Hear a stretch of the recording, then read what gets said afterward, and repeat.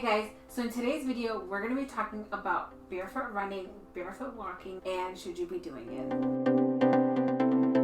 Hey guys, it's me, Dr. Nooreen, your resident foot and ankle specialist, and welcome back to my channel. So the origin of barefoot running came from elite runners who were looking for ways to enhance their performance. So barefoot running was proposed as a technique to try to improve their running technique about once a week to try to improve the strength in their feet. So as far as I know, that's where the concept of barefoot running came from. Okay guys, so in this video, when I talk about barefoot running, I'm also going to kind of include in that minimalist shoes. I'm just not going to say all that all the time. So just barefoot running also includes minimalist shoes.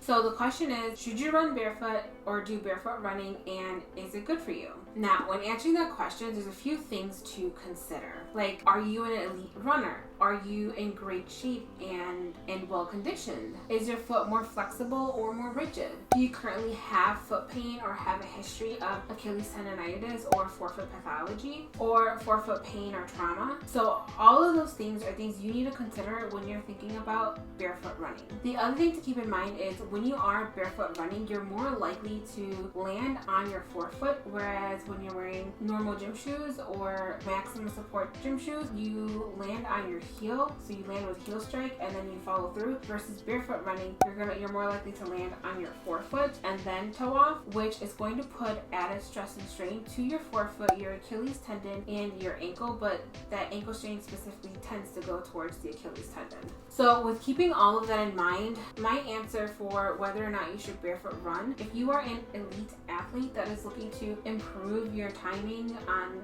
like shaving off a few seconds off of your run or just improving your technique, barefoot running is something you could potentially add, or wearing minimalist shoes is something you could potentially add about once a week. And I would only add it if you don't currently have foot pain or have a history of foot pain. And I would also recommend that if you're an elite athlete and you want to try it, work it in gradually into your routine. Also do it about once a week and do it in a safe environment. Now, if you are someone who's an athlete but you may not be at college or professional level, barefoot running probably isn't something that you would want to consider because it just increases the stress and strain that goes through your forefoot and your Achilles tendon and could lead to Achilles tendonitis and any type of forefoot pathology. Now, with that being said, my professional opinion is to recommend to not barefoot run in general, but if a patient were to ask me, I would talk to them about it and see why they want to do it and kind of figure out what is good for that particular person. But in